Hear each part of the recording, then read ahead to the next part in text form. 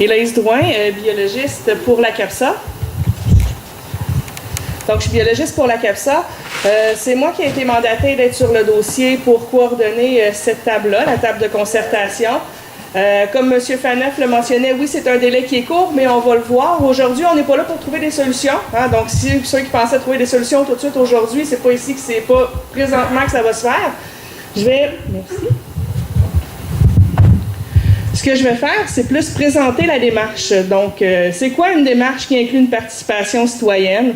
Qu'est-ce que ça implique? Qu'est-ce que ça implique de votre part aussi? Hein? On dit que les citoyens prennent part aux décisions, prennent part au plan d'action. Donc, c'est quoi ça implique de votre part? Donc, je vais vous montrer un petit peu cette démarche-là. Puis, vous allez voir, si jamais vous avez des questions, vous pouvez les poser.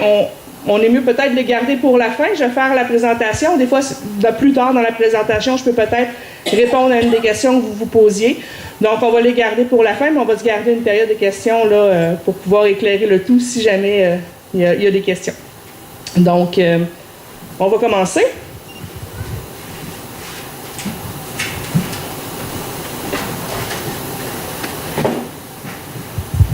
Donc, la présentation va aller comme suit. On va premièrement présenter c'est quoi l'objectif de la démarche, pourquoi on utilise une démarche qui inclut la participation citoyenne.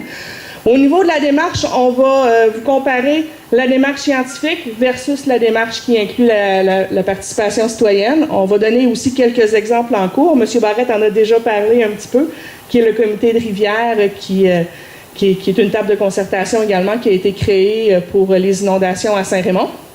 Et on va parler de la structure à laquelle on a pensé pour le bassin versant du lac Sergent, ainsi que les étapes échéanciers et les inscriptions au niveau de la table.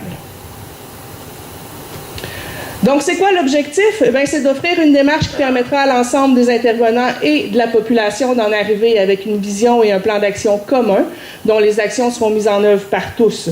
Donc, c'est vraiment une concertation, c'est vraiment des décisions qui sont prises d'un commun accord. Le pourquoi, M. Bédard l'expliquait un petit peu. Une particularité qu'on a au lac Sergent, c'est que ça inclut plusieurs municipalités. Donc, le bassin du lac Sergent, je ne sais pas si je peux vous le faire voir comme ça. Le bassin versant du lac Sergent, c'est tout ça ici. Donc, ça, c'est les limites. Donc, ça inclut Sainte-Catherine, ça inclut la municipalité de Lac-Sergent et Saint-Raymond.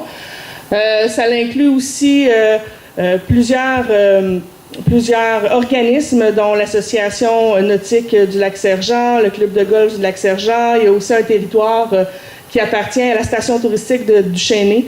Donc, tous ces gens-là sont approchés pour venir participer également au niveau de la table. C'est quoi un bassin versant? Un bassin versant, en fait, c'est délimité par les points les plus hauts sur le territoire. Donc, toutes les gouttes d'eau qui vont tomber à l'intérieur de la ligne rouge vont éventuellement se retrouver dans le même lac au bout de la ligne. Donc, c'est ça un bassin versant, c'est vraiment délimité par la topographie du terrain.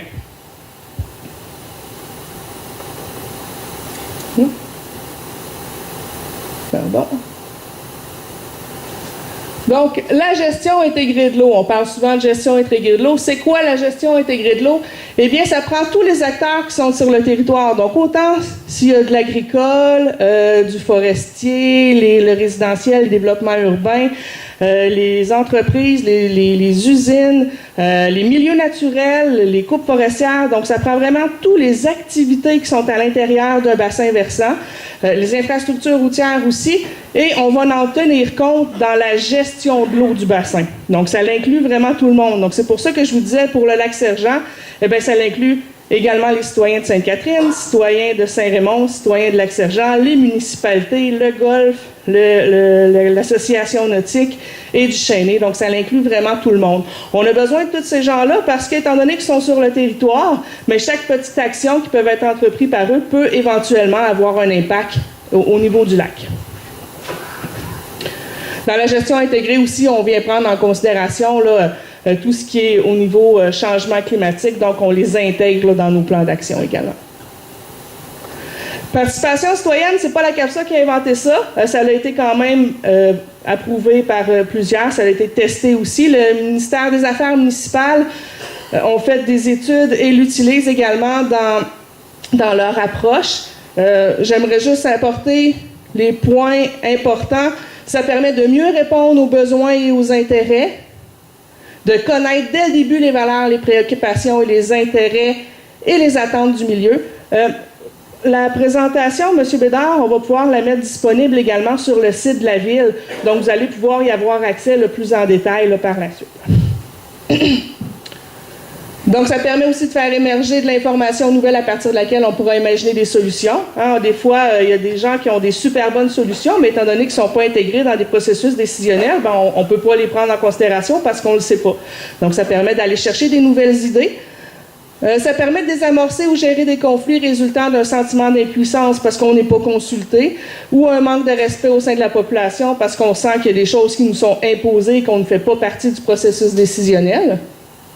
Ça permet de gagner du temps et économiser des ressources en conduisant à la réalisation d'un développement et de solutions concertées durables.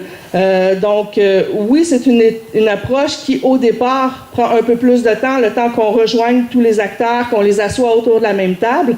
Donc, ça peut prendre un peu plus de temps que de décider directement ce qu'on va faire. Mais une fois qu'on fait un pas en avant, bien, c'est pour le conserver, parce que c'est des actions qui sont concertées. Et ça permet d'augmenter la crédibilité du processus et la légitimité des décisions, en plus de conduire à des résultats de meilleure qualité. Comme je vous disais, quand on fait un pas en avant, ben c'est pour le conserver. Donc, une petite activité, juste pour vous montrer un peu c'est quoi la démarche de participation citoyenne. Donc, moi, bientôt, c'est la fête de ma fille. Puis, j'aimerais ça vous inviter à sa fête. Fait que je veux faire un gâteau. Mais je veux que tout le monde puisse être content à la fin de la fête, puis que tout le monde puisse avoir sa part du gâteau. Fait que j'ai des petites questions pour vous. Quand je vais vous poser des questions, vous vous lèverez, puis vous regarderez, vous observerez les gens qui sont autour de vous. Fait que j'ai ouvert mon garde-manger, puis j'avais juste 2 sortes de gâteaux. J'avais chocolat ou vanille. Ceux qui sont plus vanille, levez-vous. Ceux qui sont plus vanille, il y en a beaucoup qui sont chocolat. OK, dans vanille, on va continuer avec vanille. Je vois pas ma petite souris. Où est la souris? Vanille. Vanille. Dans ceux qui sont vanille, aimez-vous ça très sucré ou juste un peu sucré? Ceux qui sont très sucrés, levez la main. Juste un peu sucré? Un peu sucré? OK. Donc, on va y aller avec un peu sucré. Là, parce que je vous invite, mais vos enfants aussi, vos conjoints, conjointes sont invités aussi. Est-ce qu'il y en a qui souffrent, pas qui souffrent, mais qui ont des allergies alimentaires dans votre famille? Est-ce qu'il y en a qui sont allergiques aux œufs? Pas d'allergie aux œufs? Au lait, aux produits laitiers? Non plus. Aux arachides? Non plus. Au gluten? Non, pas de problème, on va laisser ça comme ça. On va y aller avec le groupe chocolat maintenant. Donc, chocolat. Chocolat, il y en avait plusieurs, hein? Aimez-vous ça très sucré ou un peu sucré? Un peu sucré, on lève la main? Oui, il y en a quand même beaucoup. Très sucré? Un peu moins, c'est là qu'on voit les bébites à sucre, hein? Donc, on va y aller avec un peu sucré en premier. Il y en avait un peu plus. Est-ce qu'il y en a qui ont des allergies alimentaires aux œufs? Produits laitiers? Arachides? Gluten? Non? Puis dans le très sucré, est-ce que j'en ai qui ont des allergies alimentaires? Arachides, œufs, lait, gluten? Il n'y en a pas? Pas d'allergie? Ouais, mais j'invite aussi vos enfants, là. Il n'y a pas d'allergie. Ben, tant mieux. Est-ce qu'il y en a qui n'ont pas levé la main parce que les autres, ils n'aiment pas ça, le gâteau? Ils aiment mieux manger autre chose comme dessert. J'en ai-tu qui ont d'autres préférences alimentaires? Philippe, il n'aime pas le gâteau. Je suis salé. T'es salé. Bon. Fait qu'ils ont d'autres préférences alimentaires. Là, j'ai un problème. Qu'est-ce que je fais avec ça? C'est quoi le gâteau que je vais faire? Vous allez dire un gâteau marbré. Mais si j'aime vraiment pas le chocolat, qu'est-ce que je fais pour plaire à tout le monde? Moi, c'est parce qu'après ma fête, là, c'est super important pour moi que tout le monde soit content, puis que tout le monde ait pu manger son morceau de gâteau et qu'il soit satisfait. C'est ça mon but. J'ai peut-être une solution.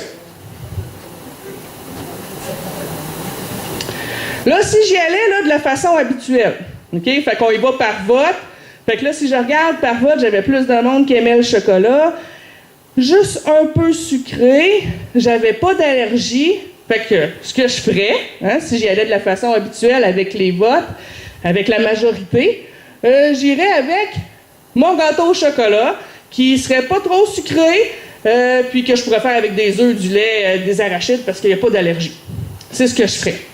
Par contre, si j'y vais de la façon participation citoyenne pour que tout le monde soit content, parce que si j'y vais de l'autre façon, j'en ai qui n'en mangeront pas de gâteau, parce qu'il n'est pas assez sucré, parce qu'il est au chocolat, il n'est pas à vanille.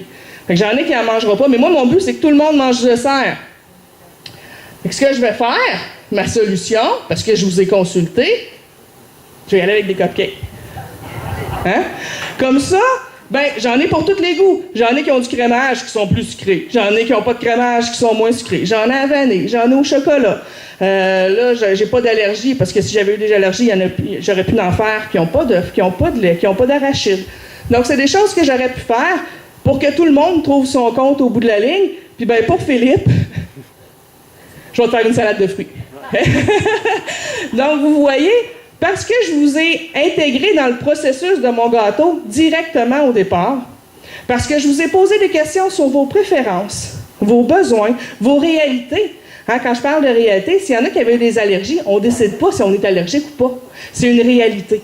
Donc, en intégrant également vos réalités, ça me permet d'en venir à un consensus et d'en venir à un résultat, une solution qui va être gagnante pour tous. Donc, c'est ça un peu la participation citoyenne, de façon très imagée. Maintenant, je vais vous présenter au niveau de la démarche de l'Axergent comment on va pouvoir l'intégrer. Ils veulent rester sur le gâteau. Donc, méthode scientifique.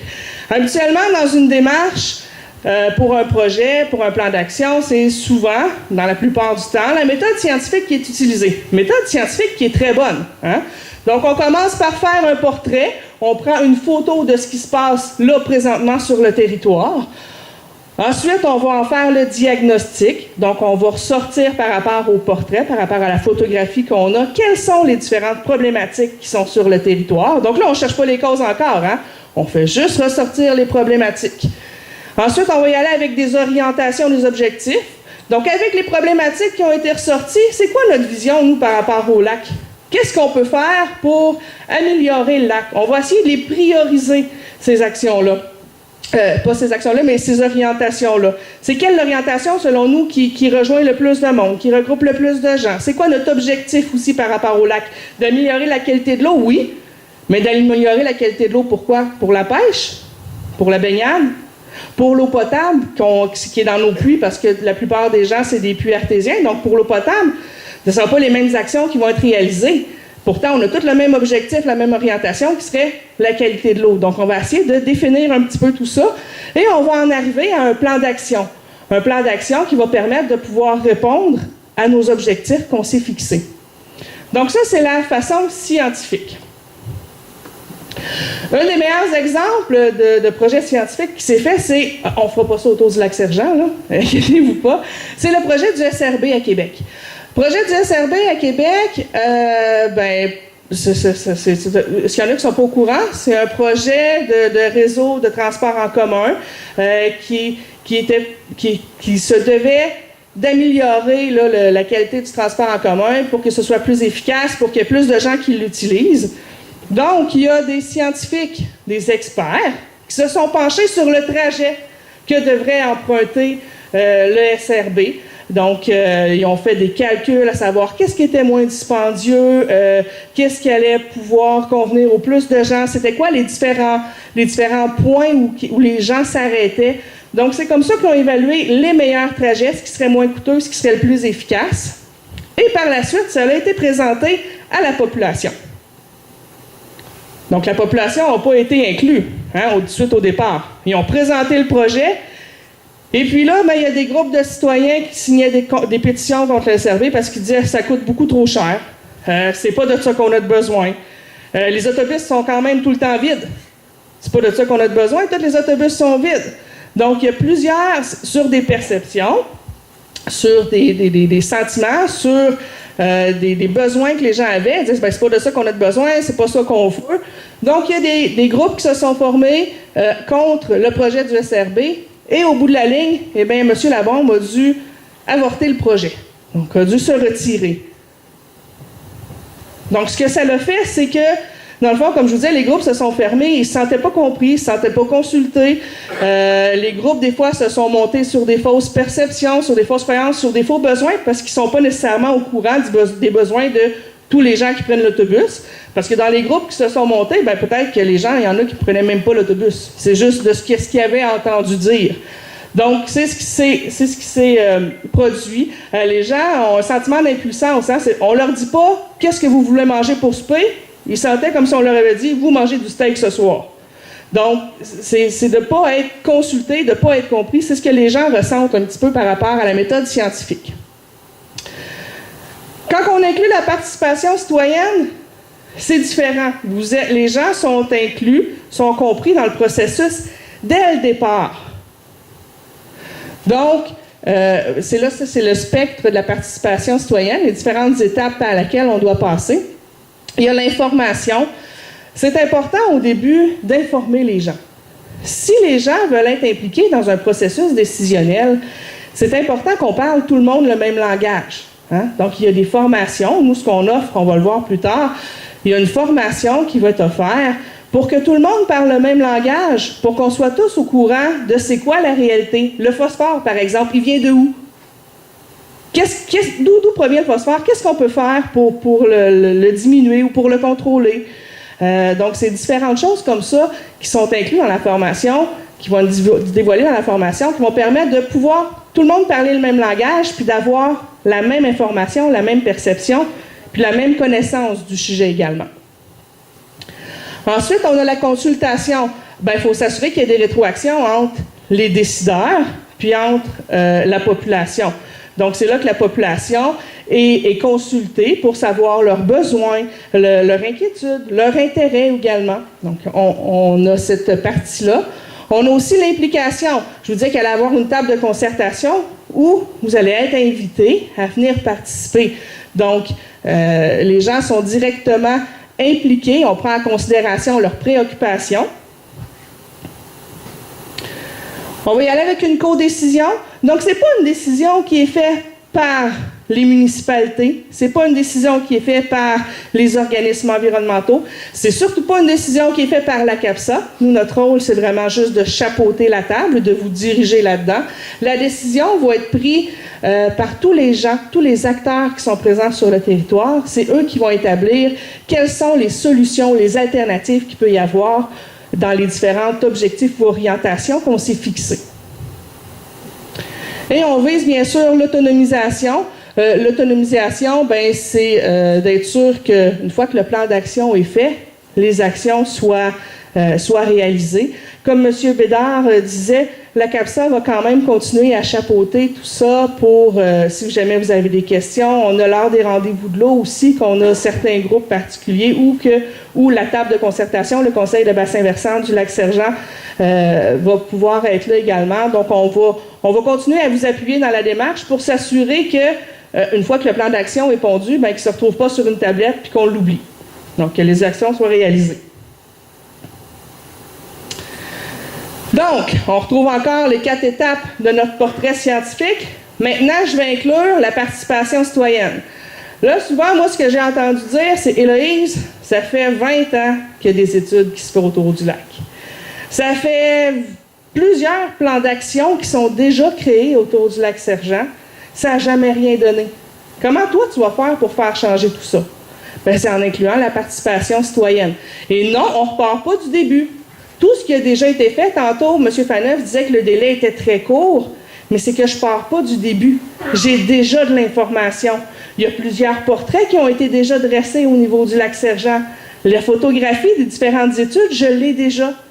Donc, c'est beaucoup plus court. Et j'ai même réalisé un portrait préliminaire présentement pour le Lac-Sergent dans le cadre du 8e rendez-vous de l'eau de la CAPSA. Donc, l'information est déjà toute recueillie dans un document. Les diagnostics, on ne repart pas de rien non plus. Toutes les études qui ont été faites en ont établi des diagnostics. La seule chose, c'est que lorsque le diagnostic était établi, les citoyens n'étaient pas impliqués dans les orientations, dans les visions par la suite. Donc, nous, ce qu'on propose, eh bien, avant le portrait, on va faire une structure de concertation. C'est un peu pour ça que vous êtes là aujourd'hui, pour que je vous présente la démarche et pour vous inviter à vous joindre aux différentes tables de concertation qu'il va y avoir au niveau du Lac-Sergent. Une formation des participants. Comme je vous dis, c'est important qu'on parle tous le même langage pour pouvoir prendre des décisions éclairées. Le portrait, on l'a déjà. Le diagnostic, je vous l'ai dit, on l'a déjà aussi. La seule chose qu'on va faire, c'est qu'on va faire une rencontre d'information pour présenter c'est quoi le diagnostic. Donc, les gens vont être invités à venir se rasseoir dans une salle comme ça pour qu'on puisse leur présenter quelles sont les problématiques qu'on a trouvées par rapport au lac. Et on va, tout le monde, par des ateliers qui vont être dirigés, déterminer quelle est la vision et les orientations communes qu'on a par rapport au lac. Donc, c'est là que votre implication devient importante.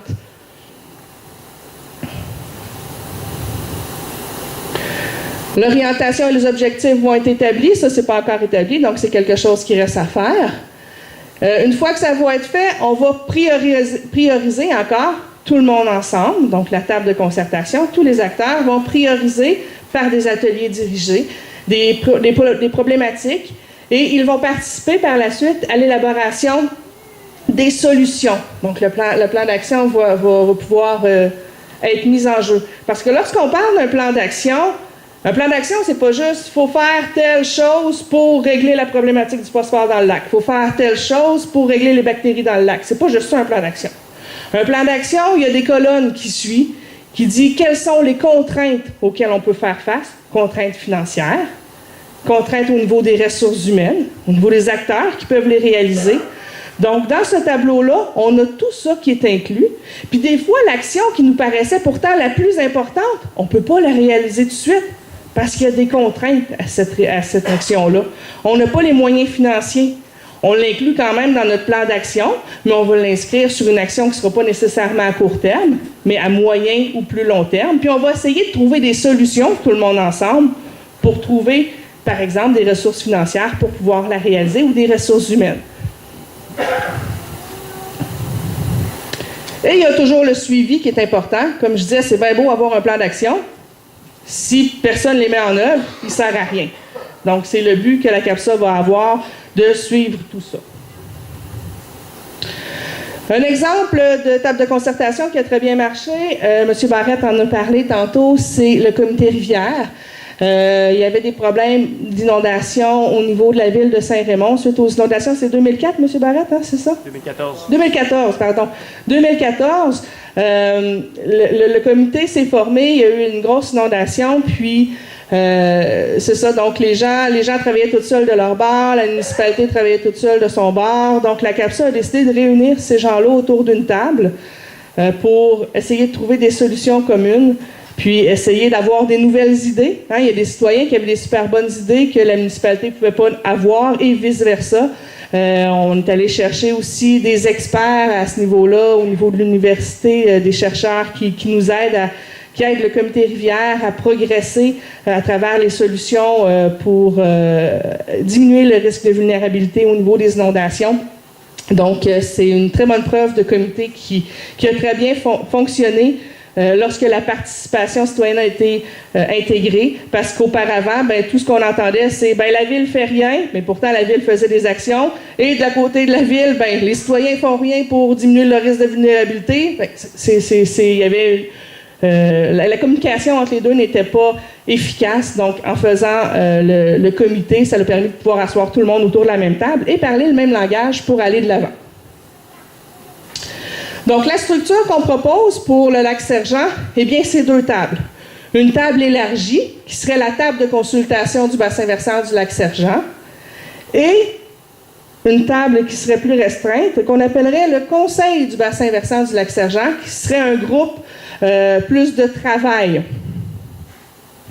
Je m'explique. Donc, dans la table élargie, tous les intervenants et la population du territoire sont invités. Donc, comme aujourd'hui, je pourrais dire qu'on a la table élargie, il y a plein de monde qui ont manifesté leur intérêt, vous êtes tous là, vous faites partie de la table élargie. Ceux qui n'ont pas pu être là aujourd'hui, peu importe la raison, font aussi partie de la table élargie. S'ils veulent se joindre au processus en cours de route, s'ils veulent faire valoir leurs idées, leurs inquiétudes, sont également les bienvenus. Ah, oui, excuse. J'avais oublié. Philippe va faire passer une feuille de présence. Je sais qu'il y en a qui l'ont signé. Ceux qui ne l'ont pas signé, juste écrire votre nom avec votre statut, c'est-à-dire si vous êtes citoyen de Saint-Raymond, Sainte-Catherine, si vous êtes partie d'un organisme comme l'Appel ou la municipalité ou ces choses-là. Donc, juste écrire ça, nous, ça va nous permettre de savoir un petit peu à qui on a affaire, puis qui est intéressé à participer, puis de faire le suivi aussi de fois en fois là, qui revient sur les rencontres. Donc, passer de droite à gauche. Merci. Donc, maintenant, le conseil de bassin du Lac-Sergent, je vous disais que ça, c'était une table qui était plus restreinte. Donc, c'est notre table de travail. Oui, on consulte toute la population, mais à un moment donné, pour pouvoir avancer, une fois qu'on a pris le pouls de tout le monde, il faut regrouper un petit groupe qui va être représenté par tout le monde, par tous les acteurs, pour pouvoir avancer, pour pouvoir rédiger le plan d'action, pour pouvoir établir quelles sont les priorités par rapport aux ateliers qu'on a réalisés avec le groupe élargi. Donc, qui viendrait siéger? Il y aurait un représentant pour chaque ville. Donc, Lac-Sergent, Saint-Raymond, Sainte-Catherine. Ils se sont présentés tantôt, M. Barrette, M. Faneuf, et j'ai M. Langlois du Lac-Sergent aussi qui veut venir siéger sur cette table. Un représentant au niveau de l'Appel, qui est l'Association pour la protection de l'environnement du Lac-Sergent. Un représentant pour l'Association nautique du Lac-Sergent. Pourquoi que je mets les associations? C'est qu'on n'a pas tous les mêmes besoins. Donc, je vais aller chercher vraiment les besoins de tout le monde et les réalités de tous également. Un représentant de la station touristique du Chêné, parce qu'ils ont un territoire qui est dans le bassin versant. Un représentant du club de golf du Lac-Sergent. 8 citoyens du Lac-Sergent. Le Lac-Sergent est divisé par district. On ne voit pas super bien. Il est divisé par district. C'est les districts électoraux, dans le fond. On s'est basé là-dessus. Donc, le district 1 qui est ici, le district 2 ici, 3 ici et 4 ici. Dans le fond, 8 citoyens du Lac-Sergent, 2 par district, soit un permanent, un saisonnier. Pourquoi un permanent, un saisonnier? C'est qu'on n'a pas les mêmes réalités encore là et les mêmes besoins. Donc, on veut vraiment aller on veut avoir une vision globale des besoins des gens autour du lac.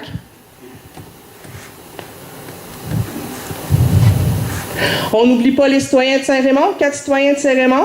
Il y a des citoyens qui sont permanents, des citoyens saisonniers aussi au niveau de Saint-Raymond. Donc, on essaie d'équilibrer en gardant 2 citoyens saisonniers, 2 citoyens permanents. Et au niveau de Sainte-Catherine, on irait avec 2 citoyens de Sainte-Catherine, un permanent, un saisonnier. Là, vous me dites pourquoi il y en a plus de Saint-Raymond? Plus moins de Sainte-Catherine, puis plus du Lac-Sergent. Je suis allée par la densité de population. Donc, on a fait un ratio de la densité de population sur le territoire pour avoir une bonne représentativité autour de la table, tout simplement. Donc, c'est ce qui nous a permis d'établir ces chiffres-là. Là, c'est important, les gens qui vont participer à la table, parce que je sais que il y en a qui peuvent être...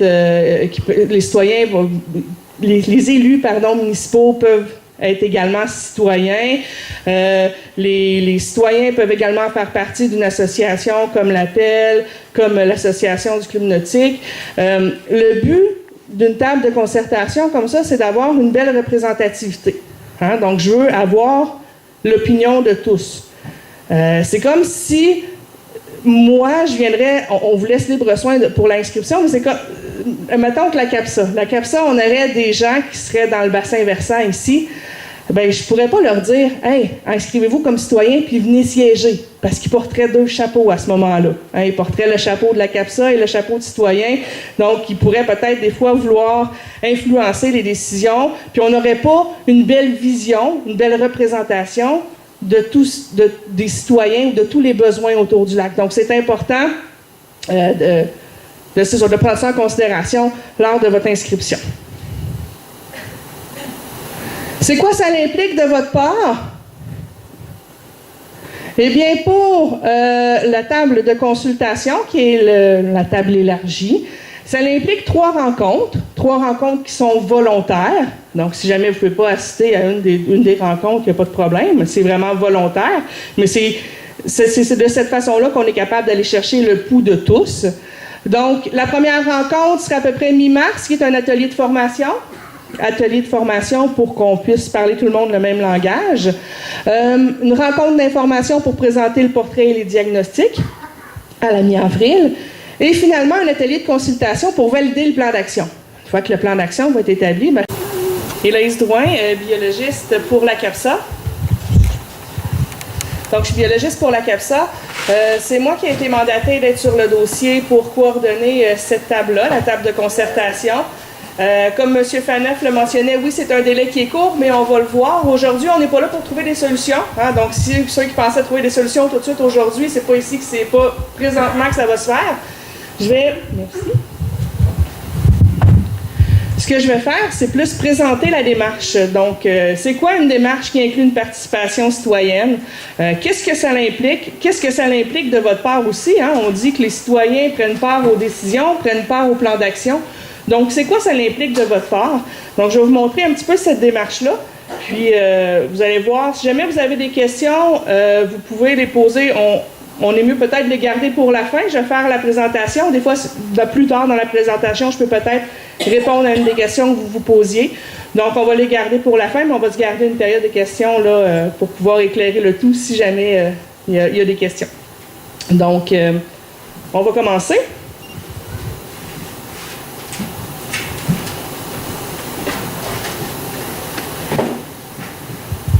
Donc, la présentation va aller comme suit.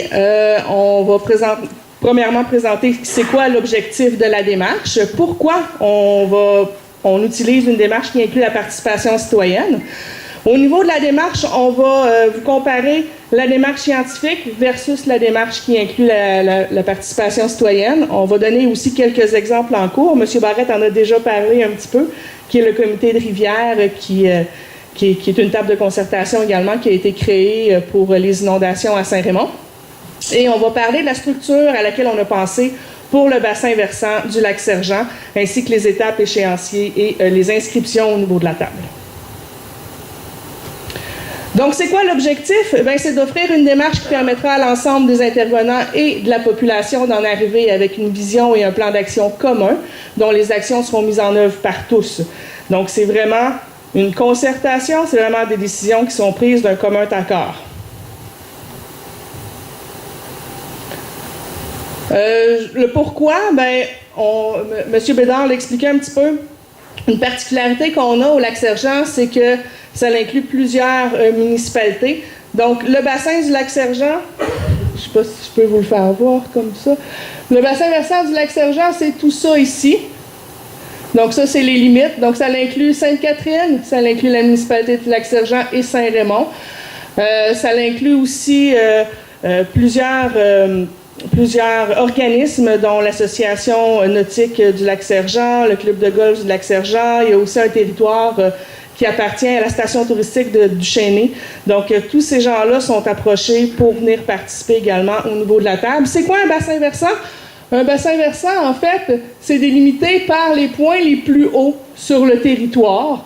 Donc, toutes les gouttes d'eau qui vont tomber à l'intérieur de la ligne rouge vont éventuellement se retrouver dans le même lac au bout de la ligne. Donc, c'est ça un bassin versant, c'est vraiment délimité par la topographie du terrain.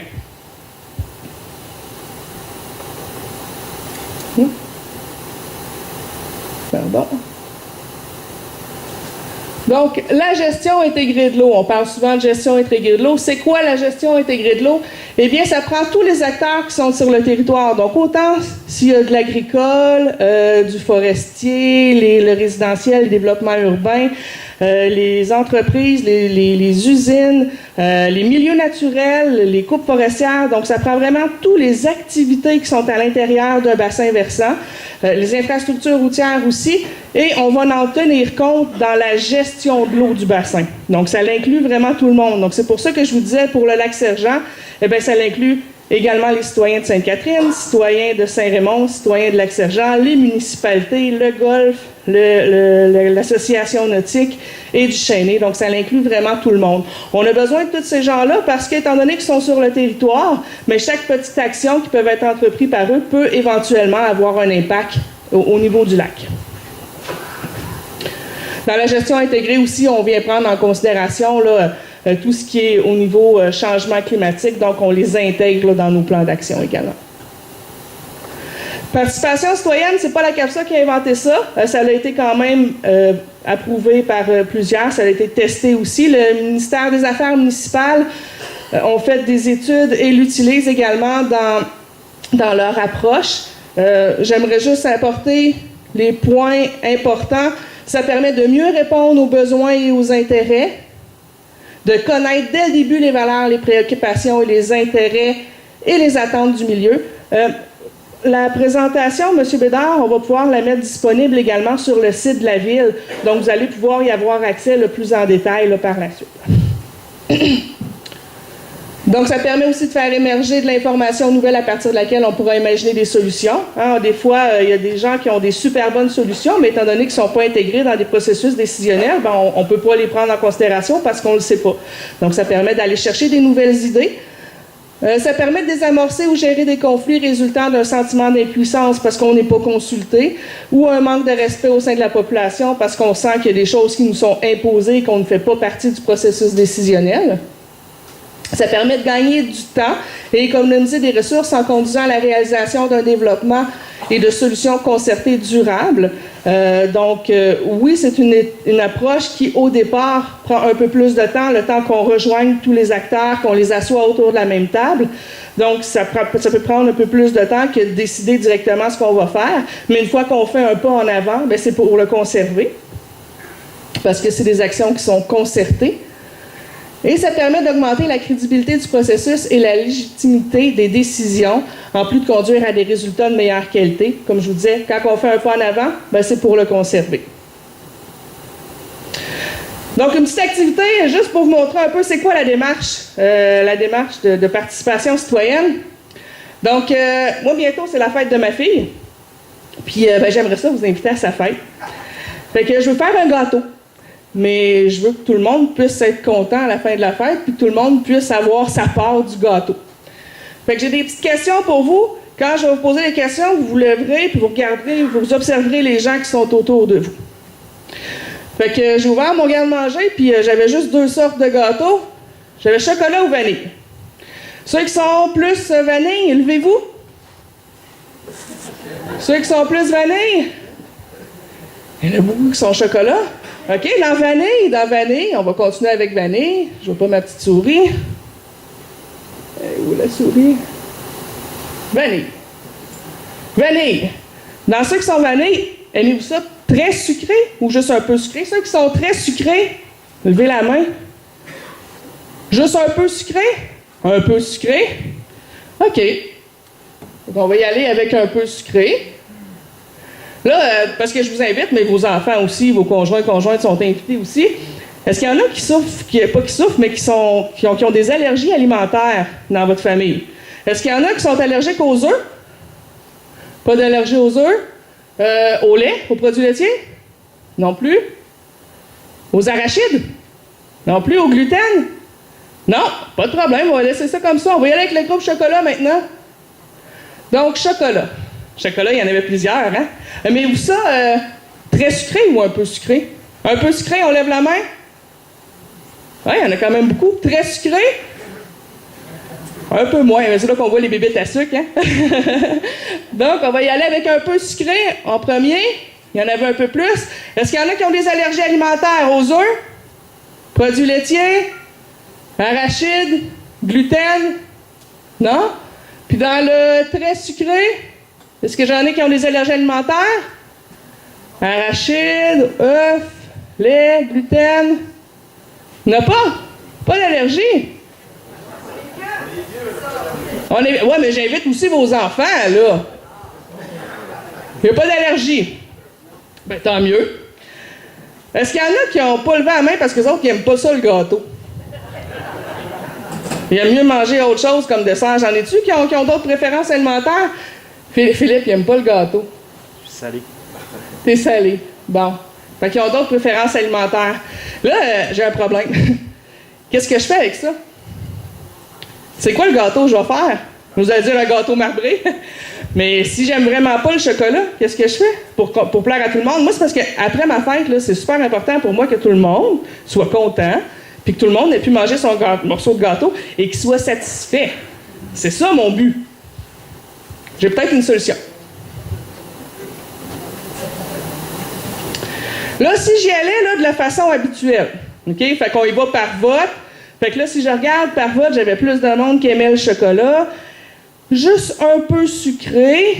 J'avais pas d'allergie. Fait que ce que je ferais, hein, si j'y allais de la façon habituelle avec les votes, avec la majorité, j'irais avec mon gâteau au chocolat, qui serait pas trop sucré, puis que je pourrais faire avec des œufs, du lait, des arachides, parce qu'il n'y a pas d'allergie. C'est ce que je ferais.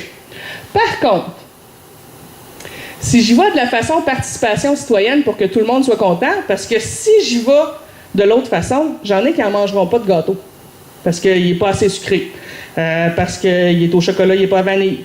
Fait que j'en ai qui n'en mangeront pas, mais moi, mon but, c'est que tout le monde mange du dessert. Fait que ce que je vais faire, ma solution, parce que je vous ai consulté, je vais y aller avec des cupcakes.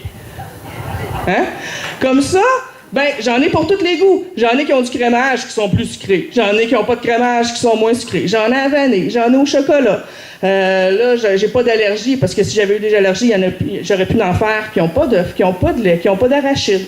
Donc, c'est des choses que j'aurais pu faire pour que tout le monde trouve son compte au bout de la ligne. Puis, ben, pour Philippe, je vais te faire une salade de fruits. Donc, vous voyez, parce que je vous ai intégré dans le processus de mon gâteau directement au départ, parce que je vous ai posé des questions sur vos préférences, vos besoins, vos réalités. Hein, quand je parle de réalité, s'il y en a qui avaient des allergies, on ne décide pas si on est allergique ou pas. C'est une réalité. Donc, en intégrant également vos réalités, ça me permet d'en venir à un consensus et d'en venir à un résultat, une solution qui va être gagnante pour tous. Donc, c'est ça un peu la participation citoyenne, de façon très imagée. Maintenant, je vais vous présenter au niveau de la démarche de l'Axe-Sergent comment on va pouvoir l'intégrer. Ils veulent rester sur le gâteau. Donc, méthode scientifique. Habituellement, dans une démarche, pour un projet, pour un plan d'action, c'est souvent, dans la plupart du temps, la méthode scientifique qui est utilisée. Méthode scientifique qui est très bonne. Hein? Donc, on commence par faire un portrait. On prend une photo de ce qui se passe là, présentement, sur le territoire. Ensuite, on va en faire le diagnostic. Donc, on va ressortir par rapport au portrait, par rapport à la photographie qu'on a, quelles sont les différentes problématiques qui sont sur le territoire. Donc là, on ne cherche pas les causes encore. Hein? On fait juste ressortir les problématiques. Ensuite, on va y aller avec des orientations, des objectifs. Donc, avec les problématiques qui ont été ressorties, c'est quoi notre vision, nous, par rapport au lac? Qu'est-ce qu'on peut faire pour améliorer le lac? On va essayer de les prioriser, ces actions-là. Pas ces actions-là, mais ces orientations-là. C'est quelle orientation, selon nous, qui rejoint le plus de monde, qui regroupe le plus de gens? C'est quoi notre objectif aussi par rapport au lac? D'améliorer la qualité de l'eau, oui. Mais d'améliorer la qualité de l'eau, pourquoi? Pour la pêche? Pour la baignade? Pour l'eau potable, qui est dans nos puits, parce que la plupart des gens, c'est des puits artésiens. Donc, pour l'eau potable, ce ne sont pas les mêmes actions qui vont être réalisées. Pourtant, on a tous le même objectif, la même orientation, qui serait la qualité de l'eau. Donc, on va essayer de définir un petit peu tout ça. Et on va en arriver à un plan d'action.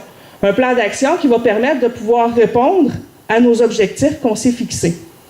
Donc, ça, c'est la façon scientifique. Un des meilleurs exemples de projet scientifique qui s'est fait, c'est, on ne fera pas ça autour du Lac-Sergent, là, inquiétez-vous pas, c'est le projet du SRB à Québec. Le projet du SRB à Québec, est-ce qu'il y en a qui ne sont pas au courant? C'est un projet de réseau de transport en commun qui se devait d'améliorer là, la qualité du transport en commun pour que ce soit plus efficace, pour qu'il y ait plus de gens qui l'utilisent. Donc, il y a des scientifiques, des experts, qui se sont penchés sur le trajet que devrait emprunter le SRB Donc, ils ont fait des calculs à savoir qu'est-ce qui était moins dispendieux, qu'est-ce qui allait pouvoir convenir au plus de gens, c'était quoi les différents points où les gens s'arrêtaient. Donc, c'est comme ça qu'ils ont évalué les meilleurs trajets, ce qui serait moins coûteux, ce qui serait le plus efficace. Et par la suite, ça a été présenté à la population. Donc, la population n'a pas été inclue tout de suite au départ. Ils ont présenté le projet, et puis là, il y a des groupes de citoyens qui signaient des pétitions contre le SRB parce qu'ils disaient que ça coûte beaucoup trop cher. C'est pas de ça qu'on a besoin. Les autobus sont quand même tout le temps vides. C'est pas de ça qu'on a besoin, tous les autobus sont vides. Donc, il y a plusieurs sur des perceptions, sur des sentiments, sur des besoins que les gens avaient. Ils disent, c'est pas de ça qu'on a besoin, c'est pas ça qu'on veut. Donc, il y a des groupes qui se sont formés contre le projet du SRB. Et au bout de la ligne, M. Labombe a dû avorter le projet. Donc, a dû se retirer. Donc, ce que ça l'a fait, c'est que, dans le fond, comme je vous disais, les groupes se sont fermés, ils ne se sentaient pas compris, ils ne se sentaient pas consultés. Les groupes, des fois, se sont montés sur des fausses perceptions, sur des fausses croyances, sur des faux besoins, parce qu'ils ne sont pas nécessairement au courant des besoins de tous les gens qui prennent l'autobus. Parce que dans les groupes qui se sont montés, peut-être que les gens, il y en a qui ne prenaient même pas l'autobus. C'est juste de ce qu'ils avaient entendu dire. Donc, c'est ce qui s'est produit. Les gens ont un sentiment d'impuissance. On leur dit pas « Qu'est-ce que vous voulez manger pour souper? » Ils sentaient comme si on leur avait dit « Vous mangez du steak ce soir. » Donc, c'est de ne pas être consulté, de ne pas être compris. C'est ce que les gens ressentent un petit peu par rapport à la méthode scientifique. Quand on inclut la participation citoyenne, c'est différent. Les gens sont inclus, sont compris dans le processus dès le départ. Donc, c'est le spectre de la participation citoyenne, les différentes étapes par lesquelles on doit passer. Il y a l'information. C'est important au début d'informer les gens. Si les gens veulent être impliqués dans un processus décisionnel, c'est important qu'on parle tout le monde le même langage.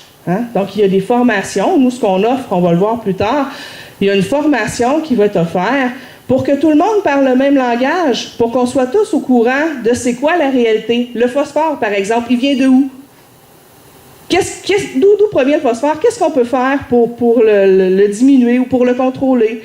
Donc, c'est différentes choses comme ça qui sont incluses dans la formation, qui vont être dévoilées dans la formation, qui vont permettre de pouvoir tout le monde parler le même langage, puis d'avoir la même information, la même perception, puis la même connaissance du sujet également. Ensuite, on a la consultation. Il faut s'assurer qu'il y ait des rétroactions entre les décideurs puis entre la population. Donc, c'est là que la population est consultée pour savoir leurs besoins, leur inquiétude, leur intérêt également. Donc, on a cette partie-là. On a aussi l'implication. Je vous disais qu'il allait y avoir une table de concertation où vous allez être invités à venir participer.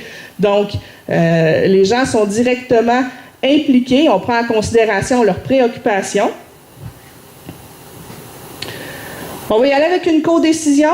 Donc, ce n'est pas une décision qui est faite par les municipalités, ce n'est pas une décision qui est faite par les organismes environnementaux, c'est surtout pas une décision qui est faite par la CAPSA. Nous, notre rôle, c'est vraiment juste de chapeauter la table, de vous diriger là-dedans. La décision va être prise par tous les gens, tous les acteurs qui sont présents sur le territoire. C'est eux qui vont établir quelles sont les solutions, les alternatives qu'il peut y avoir dans les différents objectifs ou orientations qu'on s'est fixés. Et on vise bien sûr l'autonomisation. L'autonomisation, c'est d'être sûr qu'une fois que le plan d'action est fait, les actions soient réalisées. Comme M. Bédard disait, la CAPSA va quand même continuer à chapeauter tout ça pour, si jamais vous avez des questions, on a l'heure des rendez-vous de l'eau aussi, qu'on a certains groupes particuliers où la table de concertation, le Conseil de bassin versant du Lac-Sergent va pouvoir être là également. Donc, on va continuer à vous appuyer dans la démarche pour s'assurer que, une fois que le plan d'action est pondu, qu'il ne se retrouve pas sur une tablette puis qu'on l'oublie. Donc, que les actions soient réalisées. Donc, on retrouve encore les 4 étapes de notre portrait scientifique. Maintenant, je vais inclure la participation citoyenne. Là, souvent, moi, ce que j'ai entendu dire, c'est « Héloïse, ça fait 20 ans qu'il y a des études qui se font autour du lac. Ça fait plusieurs plans d'action qui sont déjà créés autour du Lac-Sergent. Ça n'a jamais rien donné. Comment toi, tu vas faire pour faire changer tout ça? Ben, c'est en incluant la participation citoyenne. Et non, on ne repart pas du début. Tout ce qui a déjà été fait, tantôt, M. Faneuf disait que le délai était très court, mais c'est que je ne pars pas du début. J'ai déjà de l'information. Il y a plusieurs portraits qui ont été déjà dressés au niveau du Lac-Sergent. La photographie des différentes études, je l'ai déjà. Donc, c'est beaucoup plus court. Et j'ai même réalisé un portrait préliminaire présentement pour le Lac-Sergent dans le cadre du 8e rendez-vous de l'eau de la CAPSA. Donc, l'information est déjà toute recueillie dans un document. Les diagnostics, on ne repart pas de rien non plus. Toutes les études qui ont été faites en ont établi des diagnostics. La seule chose, c'est que lorsque le diagnostic était établi, les citoyens n'étaient pas impliqués dans les orientations, dans les visions par la suite. Donc, nous, ce qu'on propose, eh bien, avant le portrait, on va faire une structure de concertation. C'est un peu pour ça que vous êtes là aujourd'hui, pour que je vous présente la démarche et pour vous inviter à vous joindre aux différentes tables de concertation qu'il va y avoir au niveau du Lac-Sergent. Une formation des participants. Comme je vous dis, c'est important qu'on parle tous le même langage pour pouvoir prendre des décisions éclairées. Le portrait, on l'a déjà. Le diagnostic, je vous l'ai dit, on l'a déjà aussi. La seule chose qu'on va faire, c'est qu'on va faire une rencontre d'information pour présenter c'est quoi le diagnostic.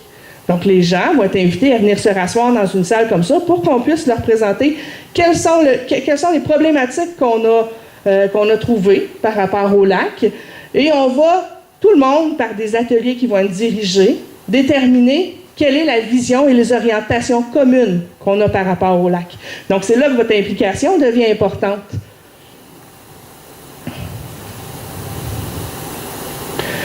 L'orientation et les objectifs vont être établis. Ça, c'est pas encore établi, donc c'est quelque chose qui reste à faire. Une fois que ça va être fait, on va prioriser encore tout le monde ensemble, donc la table de concertation. Tous les acteurs vont prioriser par des ateliers dirigés des problématiques et ils vont participer par la suite à l'élaboration des solutions. Donc, le plan d'action va pouvoir être mis en jeu. Parce que lorsqu'on parle d'un plan d'action, un plan d'action, c'est pas juste « il faut faire telle chose pour régler la problématique du phosphore dans le lac ». Il faut faire telle chose pour régler les bactéries dans le lac. C'est pas juste ça, un plan d'action. Un plan d'action, il y a des colonnes qui suivent, qui dit quelles sont les contraintes auxquelles on peut faire face, contraintes financières, contraintes au niveau des ressources humaines, au niveau des acteurs qui peuvent les réaliser. Donc, dans ce tableau-là, on a tout ça qui est inclus.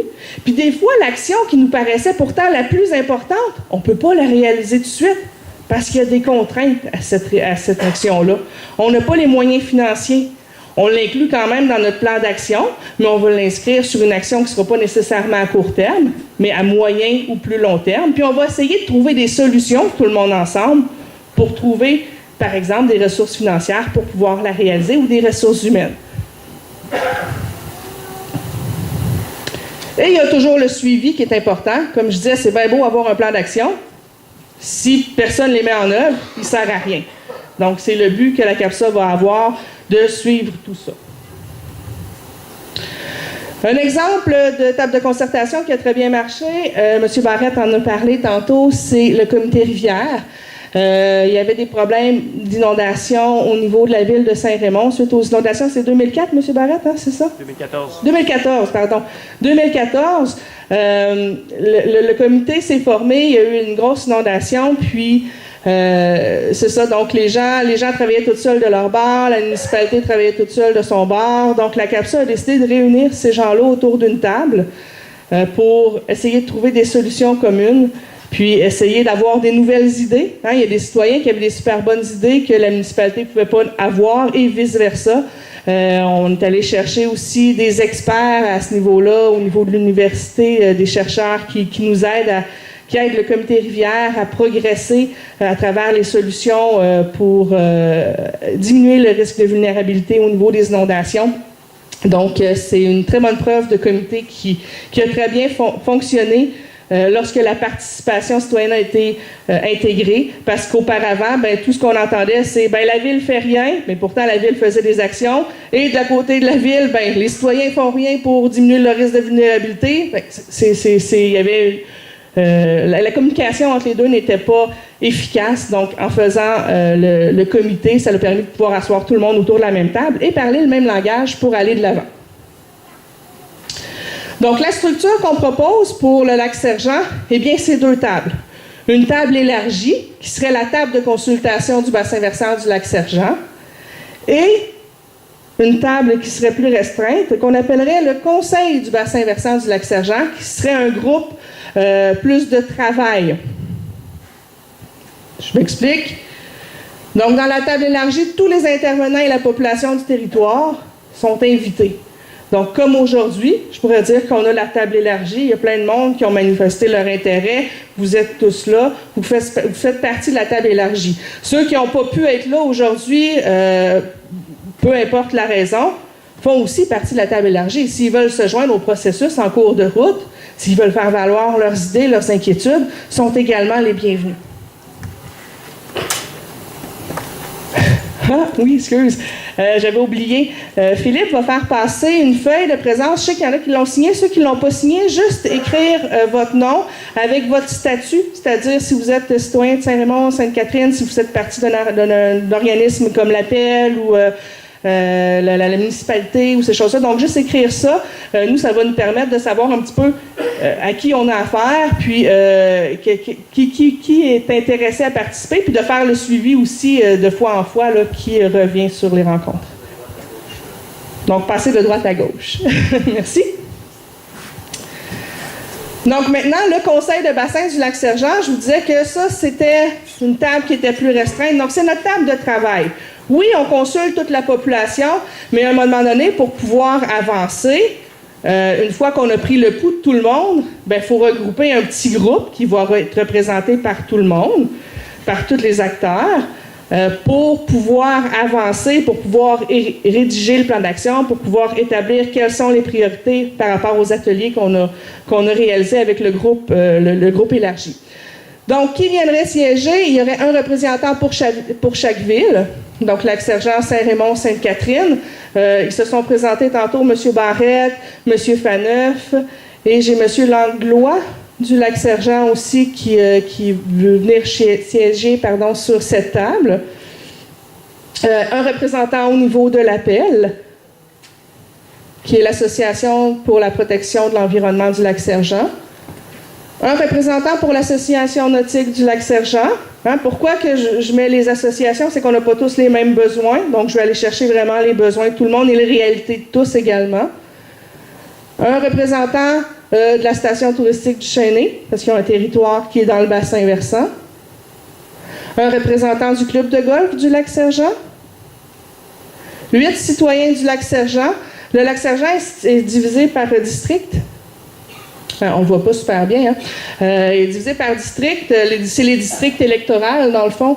On s'est basé là-dessus. Donc, le district 1 qui est ici, le district 2 ici, 3 ici et 4 ici. Dans le fond, 8 citoyens du Lac-Sergent, 2 par district, soit un permanent, un saisonnier. Pourquoi un permanent, un saisonnier? C'est qu'on n'a pas les mêmes réalités encore là et les mêmes besoins. Donc, on veut vraiment on veut avoir une vision globale des besoins des gens autour du lac.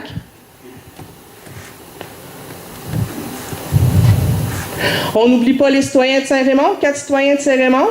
Il y a des citoyens qui sont permanents, des citoyens saisonniers aussi au niveau de Saint-Raymond.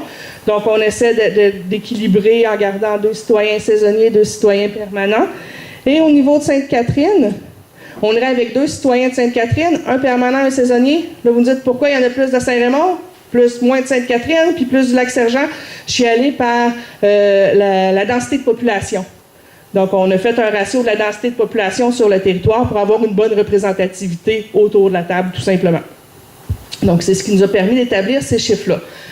Là, c'est important, les gens qui vont participer à la table, parce que je sais que il y en a qui peuvent être... les citoyens, les élus, municipaux peuvent être également citoyens.